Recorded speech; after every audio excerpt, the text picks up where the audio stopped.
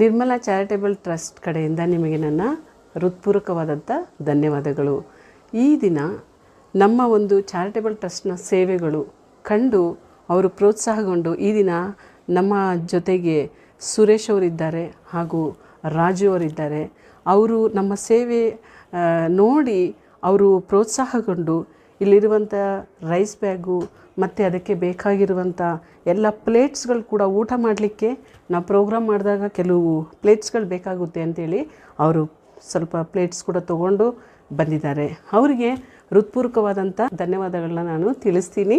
ದೇವರು ಅವರ ಕುಟುಂಬವನ್ನು, ಅವರ ಒಂದು ಮಕ್ಕಳನ್ನು ಮತ್ತು ಅವರ ಎಲ್ಲ ಬಂಧುವರ್ಗದನ್ನು ದೇವರು ಆಶೀರ್ವಾದ ಮಾಡಲಿ.